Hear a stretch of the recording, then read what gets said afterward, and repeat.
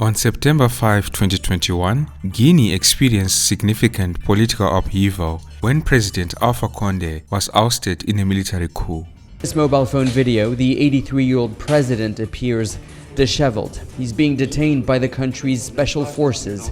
Men meant to protect him now hold him in custody. The man behind this dramatic event was Colonel Mamady Doumbouya, the head of the Special Forces Group. Colonel Doumbouya justified the coup by citing widespread corruption, economic mismanagement, and a lack of political inclusivity under Condé's administration. Following the coup, Doumbouya assumed leadership, promising a transitional government and eventual return to civilian rule. In this episode of African Biographics, we cover the meteoric rise of Guinea's Mamady Doumbouya as well as life in Guinea after the coup. Mamady Doumbouya, a towering and muscular figure with a commanding presence, was born in the Kankan region of Guinea on 4 March 1980. He joined the Guinean military as a young man, having previously been based in France, where he married a French gendarmerie officer and had 3 children. Doumbouya was trained in Paris, but also in Israel, Senegal, as well as Gabon, and became a member of the Foreign Legion. He served in peacekeeping missions in Afghanistan, Ivory Coast, Djibouti, and the Central African Republic.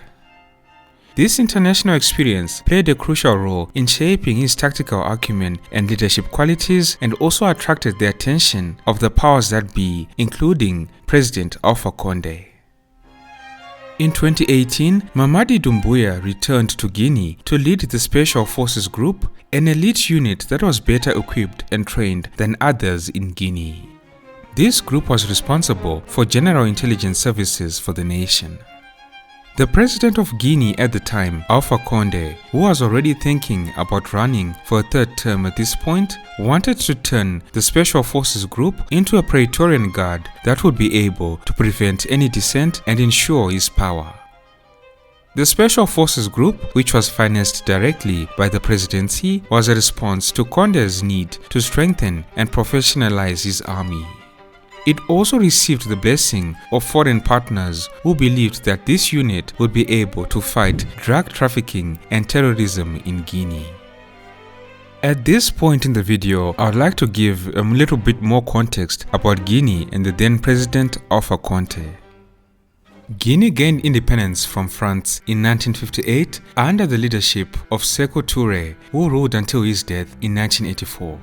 General Lansana Conté seized power, ruling with an authoritarian hand until his demise in 2008. The transition to democracy saw Alpha Condé being elected in 2010, becoming Guinea's first democratically elected president. This 2010 election of Alpha Condé, who at the time was Guinea's most prominent champion of multi-party democracy, was greeted with optimism by human rights activists and international organizations. Alpha Condé even earned the tag Guinea's Nelson Mandela. Unfortunately, his tenure was marred by allegations of corruption, economic mismanagement, and constitutional manipulation. Guinea is a well-resourced country and boasts of one of the largest deposits of bauxite and iron ore. It also has huge deposits of diamonds, among a vast amount of other minerals like gold, salt, and granite. Under President Alpha Condé, the mining sector flourished. However, numerous observers say very little trickled down to the masses, who were constantly faced with the rising cost of living amid deficiency in basic services like power, water, sanitation, and hygiene. Amid this backdrop, Colonel Mamady Doumbouya emerged as a prominent figure in the country. Doumbouya's leadership of the Special Forces Group, the GFS, positioned him strategically within the military hierarchy and provided him with a loyal and well-trained force. On 20 October 2018, he and his men were the only ones present at the military parade that had been organized to celebrate Guinea's Independence Day. Bedecked in sunglasses, balaclavas, and marching at a slow and threatening pace, the Special Forces Group made a strong impression. Colonel Mamady Doumbouya in particular was the standout man because of his physique, height, and dark shades. He led the parade, saluting heads of state and the crowd.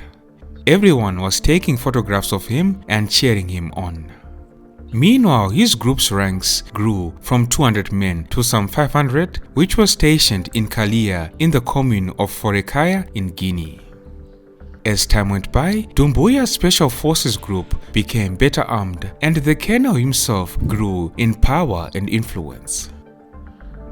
Additionally, with the creation of this Special Forces Group, President Alpha Condé had created an extremely well-armed monster. He would later come to regret this decision. The Constitution of Guinea limited presidents to a maximum of 2 terms. However, Alpha Condé orchestrated a controversial referendum in March 2020 that allowed him to reset his term limits, paving the way for his re-election.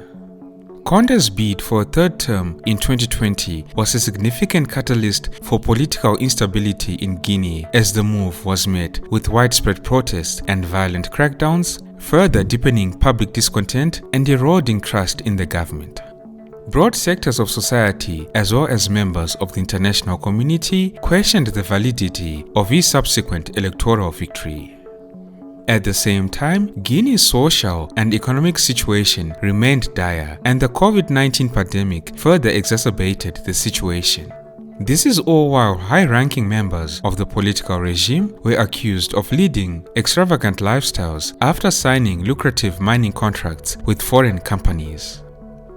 In the aftermath of his electoral victory and in the face of waves of protests against him, President Alpha Condé responded with extreme repression. The authorities arrested and imprisoned more than 400 people, several of whom died in custody. It is said that Mamady Doumbouya's Special Forces Group helped subdue the protest, including a mutiny in October 2020 in Kindia. But Doumbouya's Special Forces' rapid increase in power during this time troubled senior government officials, including the president himself. On 1 June 2021, President Alpha Condé issued a decree to create a new security unit called the Rapid Intervention Battalion as a counterweight to Doumbouya's Special Forces Group. Around this time, rumors circulated in Guinea that Doumbouya had even been arrested. As a result, it is believed that Doumbouya may therefore have led the coup against President Alpha Condé, preemptively taking advantage of the president's eroded legitimacy in order to protect himself. The coup that brought Doumbouya to power unfolded swiftly on September 5, 2021. Early that morning, heavy gunfire erupted near the presidential palace in Conakry, the capital of Guinea. The Special Forces Group, under Doumbouya's command, quickly seized control of key government buildings and strategic locations. A little while later, pictures surfaced on social media of President Alpha Condé being held in custody by men in military fatigues. Finally, Mamady Doumbouya announced on state television that the constitution, government, and all institutions were dissolved. He had staged a coup. The colonel said he was acting in the best interests of the nation, citing rampant corruption, economic mismanagement, and the lack of political inclusivity as justifications for the coup. In his statement on behalf of the National Rally and Development Committee, the CNRD, the executive structure established following the coup, Mamady Doumbouya called for national unity, an end to corruption, reconciliation, good governance, and respect for the rule of law. The colonel emphasized the need for a new beginning and promised a transitional government that would eventually lead to free and fair elections. His rhetoric resonated with many people in Guinea who had grown disillusioned with Alpha Condé's rule. Even 2 years later, at the 2023 United Nations General Assembly, Doumbouya defended his coup as well as recent other coups in Africa, saying that they are an attempt by him and other soldiers to save their countries from leaders whose broken promises and prolonged stays in power are stifling development. On the day after the coup, local military commanders replaced regional governors. Government ministries' general secretaries substituted themselves for ministers who also had to surrender their passports and official cars on CNRD orders.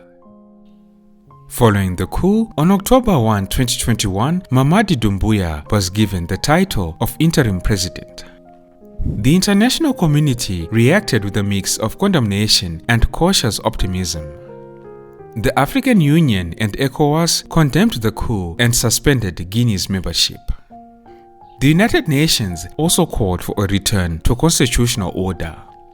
However, some observers noted that Doumbouya's promises of reform and a return to civilian rule offered a potential pathway out of Guinea's political stagnation. Upon taking power, Doumbouya faced the immediate challenge of consolidating his power and managing the transition. The new regime released opposition politician leaders imprisoned under President Alpha Condé, allowed the return of exiles, and also made fine speeches denouncing the authoritarianism, corruption, and instrumentalization of justice under the Condé regime. President Doumbouya also initiated a series of consultations with political parties, civil society organizations, and international partners to outline the roadmap for Guinea's future. Mamady Doumbouya also pledged to hold free and fair elections, though no specific timeline was initially provided. However, the path to stability was fraught with challenges.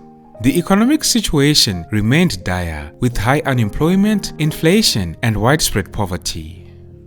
President Doumbouya needed to address these issues to maintain public support and legitimacy.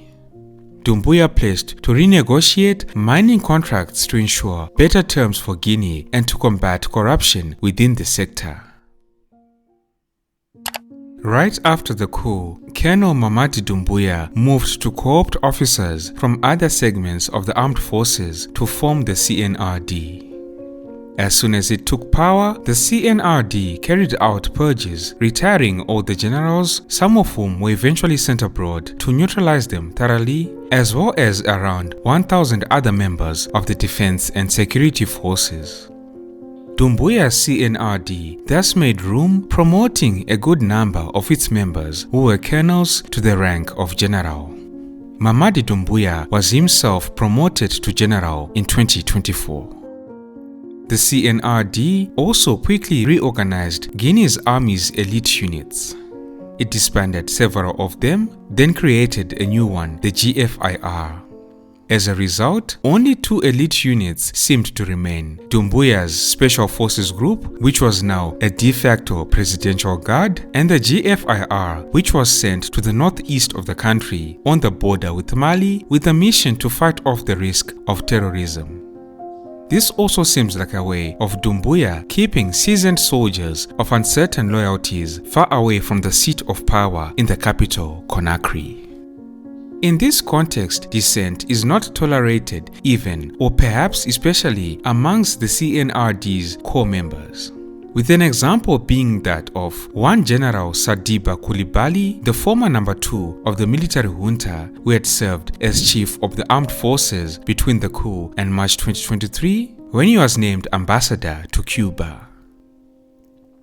When General Coulibaly subsequently traveled to Conakry, reportedly to request that embassy personnel in Havana be paid their salary arrears, he was instead arrested on June 4, 2024. The general's lightning trial saw him convicted for desertion abroad, rebellion, attempted murder, and illegal weapons possession. On June 14, he was sentenced to 5 years in prison. General Coulibaly died in prison under mysterious circumstances on June 22, 2024. There have also been allegations that Doumbouya's military regime is increasingly resorting to repression in order to hold on to power. Amnesty International estimates that at least 47 people have been killed by security forces during protests against the junta between June 2022 and March of 2024. Journalists and media regulators who implicate the Doumbouya regime with corruption have been imprisoned for defaming the head of state. 3 members of the Guinean opposition, namely Oumar Sila, also known as Fonike Mengoua, Mamadou Biloba, and Mohamed Cisse, were arrested at Mengoua's home in Conakry on July 9, 2024 and taken to a detention facility where they were allegedly tortured. While Cisse was eventually released, Mengue and Ba remain unaccounted for. At the same time, the path to a democratic transition in Guinea remains unclear. In an agreement with ECOWAS after the September 2021 coup, the Doumbouya junta promised to abide by a 10-point roadmap and have presidential elections by December 2024. But the military government has failed to take concrete steps towards a transition. The future of Guinea hangs in the balance, and the actions taken in the coming years will determine whether General Mamady Doumbouya's rise leads to a genuine transformation in Guinea or a continuation of the cycle of instability and authoritarianism. Don't forget to like and share the video if you enjoyed it. Thank you all for tuning in. This has been Tatenda for African Biographics. Until next time, cheers. Have a good one.